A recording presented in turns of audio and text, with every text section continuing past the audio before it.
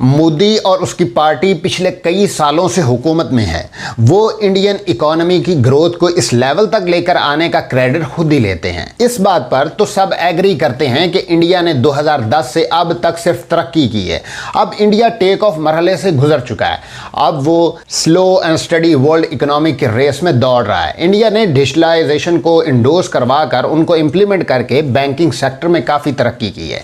But इस बात को भी माइंड में रखना चाहिए कि इकोनॉमिक ग्रोथ का स्टार्ट कांग्रेस गवर्नमेंट के प्राइम मिनिस्टर मनमोहन सिंह के दौर में शुरू हुआ था, जिन्होंने कारपोरेट सेक्टर को फ्री हैंड दिया, जिससे इन्वेस्टमेंट्स आई और इंडिया के दिन फिरना शुरू हो गए। अस्सलाम वालेकुम, मैं हूं मोहम्मद ज़ीशान और आप आईना देख रहे हैं। इस वीडियो में हम मोदी के फाशिस्ट दौर में इंडियन इकोनॉमी को एनालाइज करने की कोशिश करेंगे कि मोदी गवर्नमेंट के दौर में इंडियन करेंसी कैसी थी। लेकिन उससे पहले अगर ये वीडियो आपको अच्छी लग रही है तो हमारे चैनल को सब्सक्राइब कीजिए। ये आपके लिए तो फ्री है, बट इससे हमें बहुत मोटिवेशन मिलती है।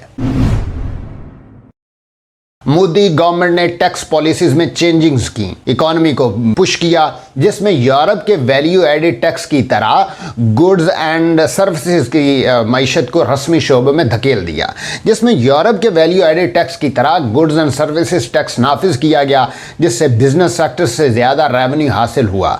उस रकम को मोदी ने पब्लिक के लिए यूज़ किया, लेकिन उससे मुल्क को तो फ़ायदा हुआ, लेकिन साथ ही साथ अवाम को भी फ़ायदा हुआ। अगरचे पिछले 10 सालों से ज़्यादा इंडियन इकोनॉमी एक्सपैंड हो चुकी है, लेकिन ये एक्नॉलेज किया जाता है कि इकोनॉमिक बेनिफिट्स इन इक्वलिटी पर फैले हैं। मोदी दरअसल बिजनेसमैन को शुरू दिन से फ़ायदा पहुंचा रहा है। ये भी हकीकत है कि हिंदुस्तान की 90% पॉपुलेशन $3500 सालाना से कम पर गुजारा करती है, जो कि एलीट क्लास से बहुत कम है। हुकूमत की तरफ से कहा गया कि शाइनिंग इंडिया की बुनियाद अटल बिहारी वाजपेयी ने रखी थी, बट ये भी झूठ निकला और उसी वजह से वाजपेयी के बाद वाले इलेक्शन में बीजेपी को नुकसान उठाना पड़ा। मोदी ने गरीब दही इजला में फलाही प्रोग्राम्स शुरू किए, ज़िंदगी को काबिल बर्दाश्त बनाने के लिए कोशिशें की, और उनकी हुकूमत मुफ्त अनाज, वॉशरूम्स, गैस सिलेंडर्स और रिहायशी सामान दे रही है।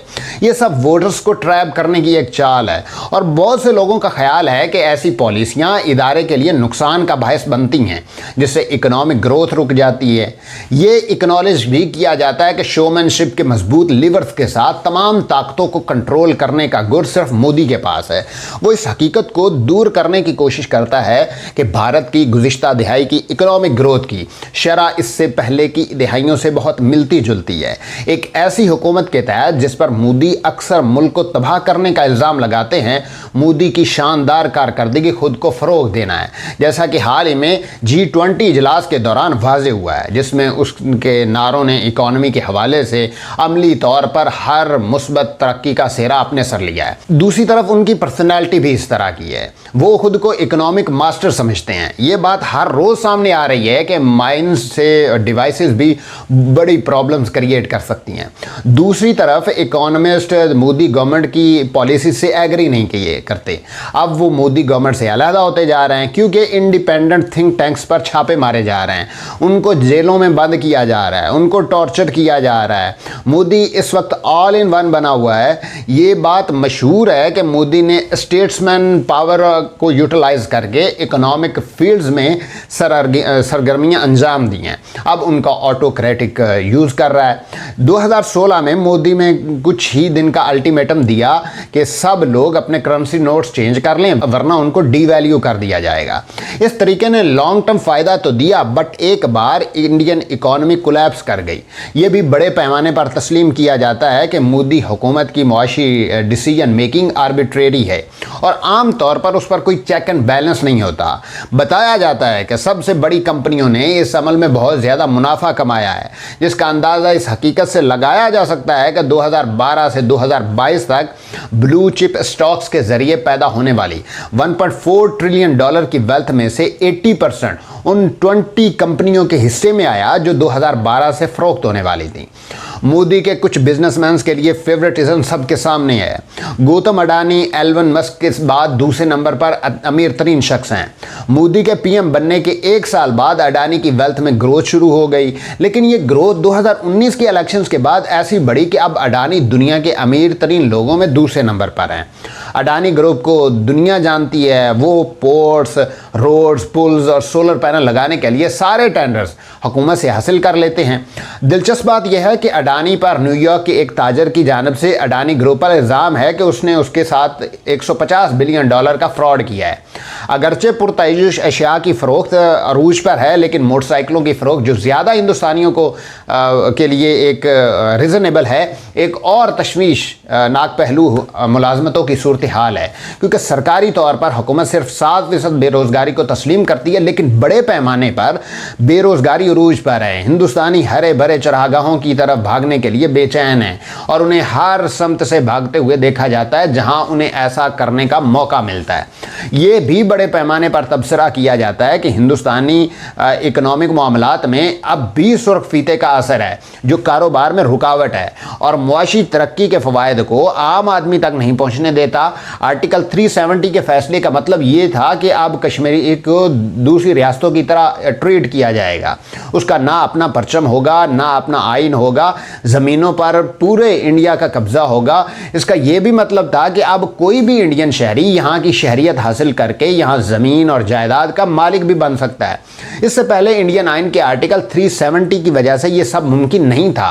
इंडियन आइन में ये शर्त 1947 में उस वक्त लगाई गई थी जब यहाँ के हुक्मरान महाराजा हरी सिंह ने इंडिया से पाकिस्तानी कबायली दरअंदाजों के खिलाफ फौजी मदद मांगते हुए इल्हाक का फैसला किया था। तहम अदालत ने गुज़िश्ता हफ्ते आइन के इस शिक को आर्जी करार देकर मोदी हुकूमत का फैसला जायज़ ठहराया। 2019 के इस पार्लिमानी फैसले के चंद माह बाद यहाँ के तकरीबन सभी सियासी रहनुमा और बाज़ इंडियन रज़ाकारों ने इस फैसले को सुप्रीम कोर्ट में चैलेंज किया। तवील समाअत के बाद 11 दिसंबर को अदालत ने मोदी हुकूमत का फैसला सही करार दिया और एतराज़ करने वाली सभी दरखास्तें मुस्तरद कर दी। जिस दिन सुप्रीम कोर्ट का फैसला आया उस रोज़ कश्मीर में मामूल की ज़िंदगी जारी रही। स्कूल तो सर्दियों की वजह से बंद थे, ताहम कॉलेजों और यूनिवर्सिटीज़ में काम जारी रहा। सयाह और आम लोग खूबसूरत मकामात पर सेल्फी लेते दिखाई दिए, जबकि बाज़ारों में मामूल की सरगर्मियाँ जारी रहीं। कश्मीर से मारूफ तरीन अंग्रेज़ी अखबार ग्रेटर कश्मीर के पहले सफ़े पर तस्वीर समेत एक खबर की सुर्खी थी, business is usual across Kashmir. इस सब से बाज़ार मालूम हुआ कि कश्मीरियों ने इस फैसले पर रद्द अमल को गैर ज़रूरी समझा, लेकिन जहां एक तरफ सियासी हलकों ने इस फैसले पर मायूसी और बेइत्मीनानी का इजहार किया, वहीं आम लोग उस पर बात करने के लिए तैयार नहीं थे और मामूल की सरगर्मियों में मसरूफ़ थे। उसे मोदी हुकूमत ने इस फैसले की सपोर्ट करार दिया और दावा किया कि नई हुकूमत से लोग खुश हैं। अब ये मामलात किस तरफ जाएंगे ये आने वाला वक्त बताएगा। अगर आपको ये वीडियो अच्छी लगी है तो हमारे चैनल को सब्सक्राइब कीजिए। ये आपके लिए तो फ्री है, बट इससे हमें बहुत मोटिवेशन मिलती है।